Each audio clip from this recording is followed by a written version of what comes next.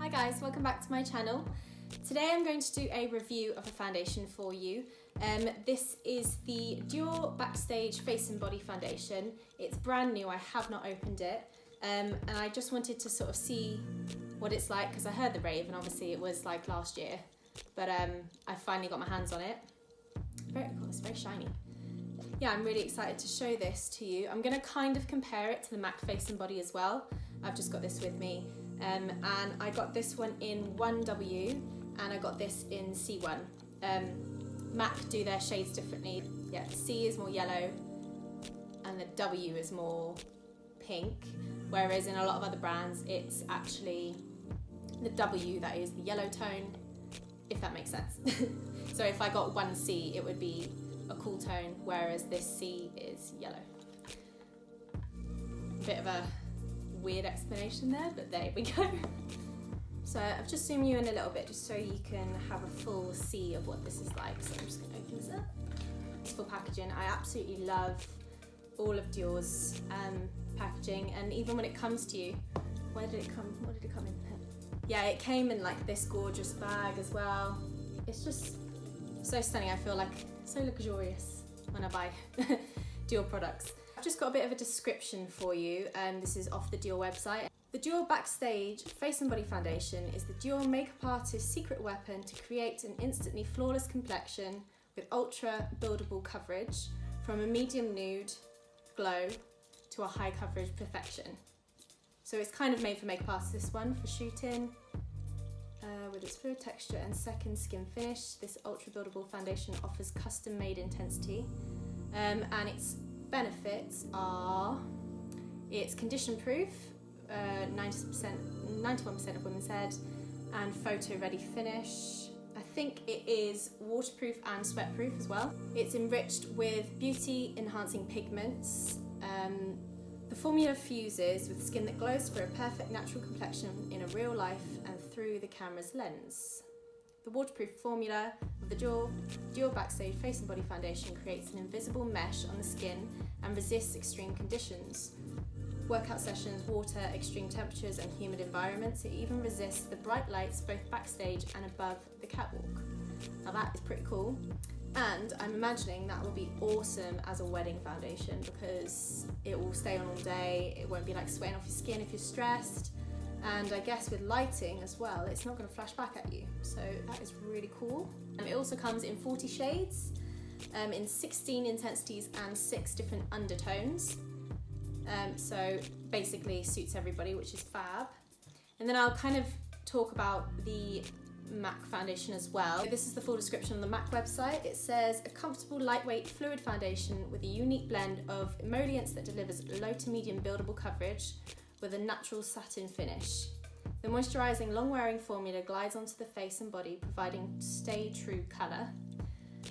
So it's long-wearing up to 8 hours. It's also waterproof. This is apparently more hydrating. It talks about moisture a bit more than the other one. Non-drying. I don't know if that's good or bad. All skin types, including sensitive skin, dermatologically tested, other tested words that I can't say, non-acnegenic. So that's funny that it says that because I find this product and a lot of MAC foundations break me out, and I think this is kind of a thing that a lot of people get. You know, some people's skin must just be sensitive to one ingredient that's in this, and I've never been able to find the ingredient because I've actually tried to read. So if anyone's got any idea of what it is, then please comment down below. Anyway, I just wanted to see what the difference was, but I will actually be doing this all over my face. This one, I'll just kind of work it on my hand just because I've used it for a while. I kind of know how this feels on my skin, and I do really, really like this foundation. However, I feel like this is going to prove more coverage. So we shall see, I guess. Yes, you can wear it 3 ways. You can wear it a light nude coverage, which they recommend using your fingers to do so. Just 1 layer of it on the face. Medium coverage, apply 2 layers with a flat brush from the center of the face outwards.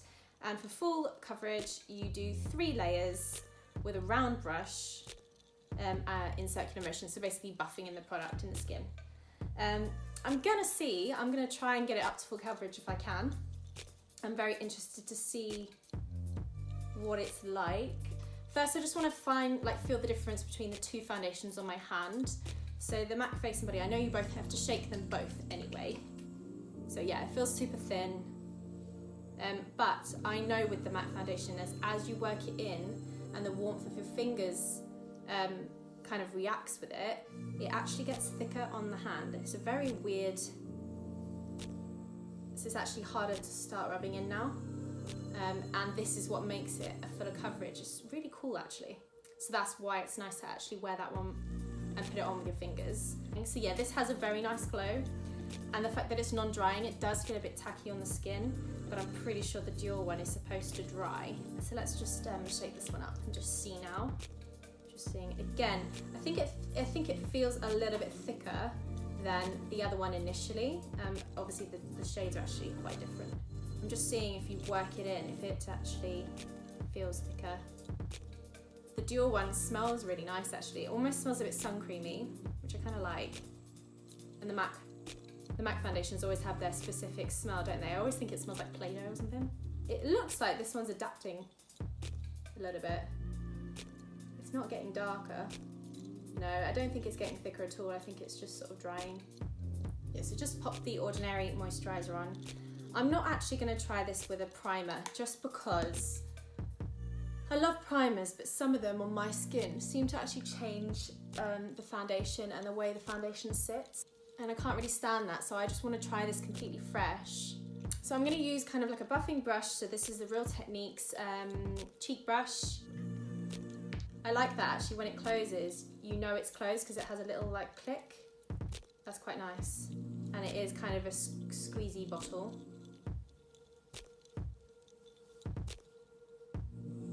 Okay, I'm very happy with the colour of that. You know that sun cream that smells really good? Oh, what's it called? What is it called? Oh, it's the Biz or Piz Buen, or however you say it. That one. Kind of smells like that, but it's not strong. So far, I'm liking how it's working in. It doesn't seem any streaky or anything like that. I think I'm really gonna like this, especially as I quite like a light coverage, and then concealer where I need it, because obviously I'm going to need it today. As it's for your body also, I'm going to take it down my neck. Like I say in pretty much every video, my neck is always lighter even if I'm tanning. So let's just buff this down. Okay, so that is one layer. That is pretty damn good, I've got to say, considering I tried to find the shade online. I was a bit nervous about what shade to pick because I'm always the lightest one in the range, but I have sat in the sun for 2 days now, so thank goodness I'm not. Yeah, I can see it kind of has that like skin finish, so it's not really matte, but it's definitely not that glowy. I don't know if it's still drying. Oh, it's nice, it does dry down, and it just feels really nice on the skin. I cannot feel it at all, and I really like that smell, so. It's not like too much though. I wouldn't say it's a strong smell. Might even be my wedding foundation. We'll have to see how it goes. Right, so I'm gonna do another layer.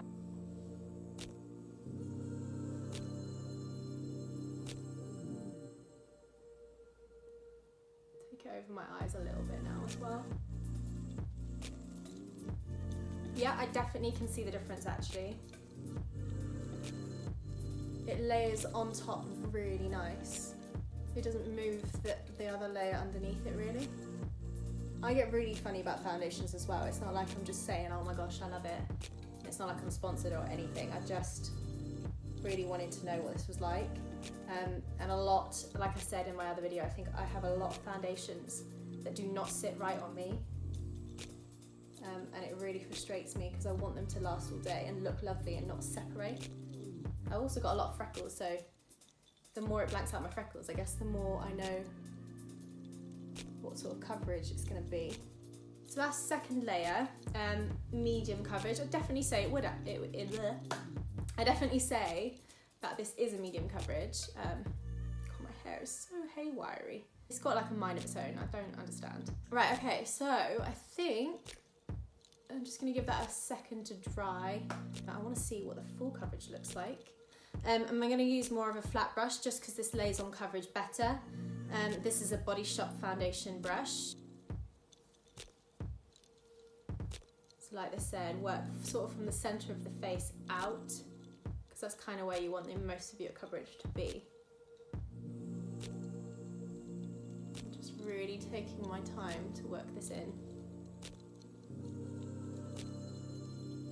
Obviously this takes up quite a lot of product if you are doing more full coverage anyway.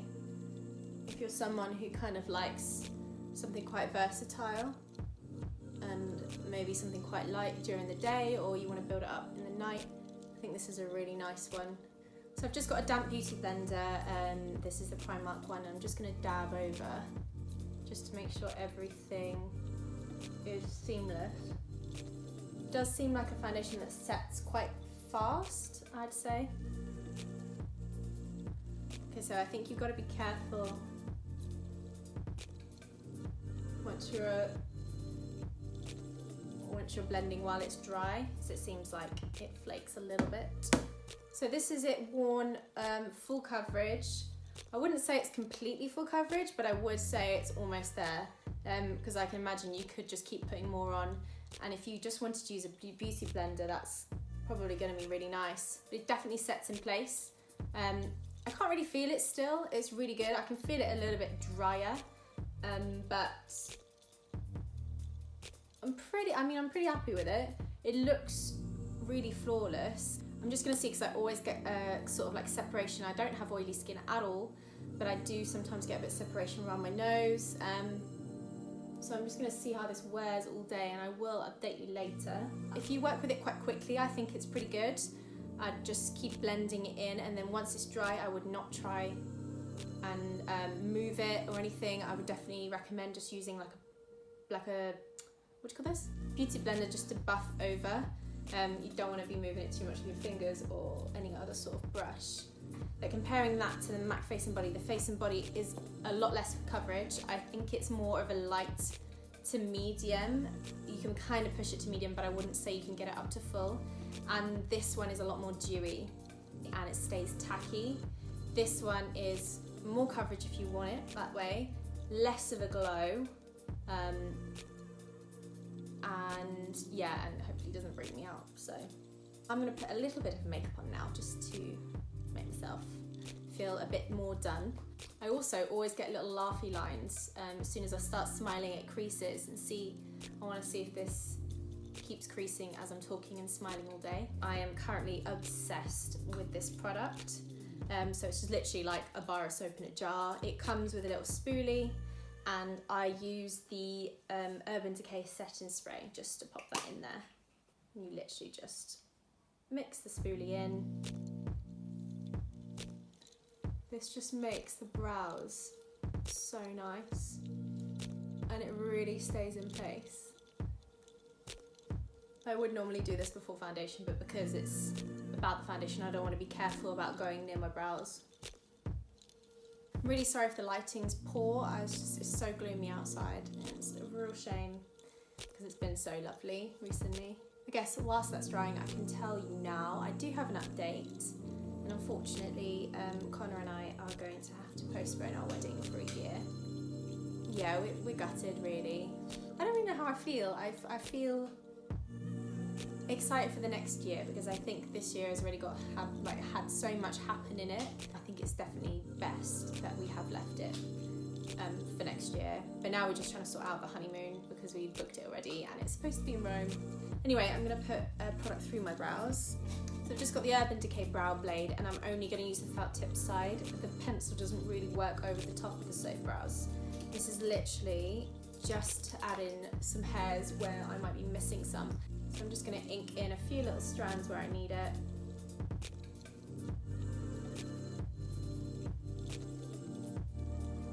I'm just going to pop a little bit of eye makeup on. I'm just using the Mellow Cosmetics Treasure Chest palette, and I'll jump right back just because it will take too long.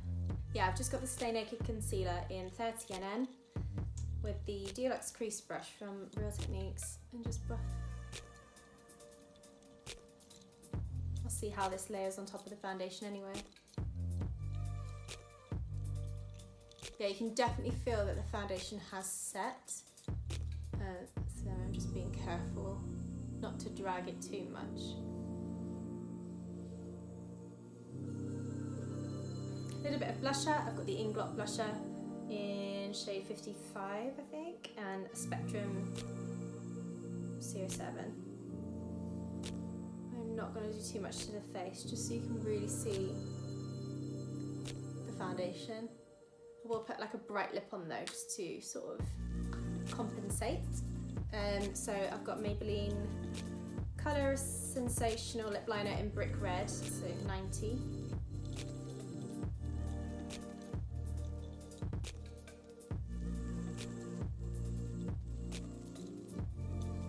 And I've got MAC's Russian Red lipstick in here, which is this one. And I'm just going to take a lip brush, just a Louise Young brush. This is the LY26.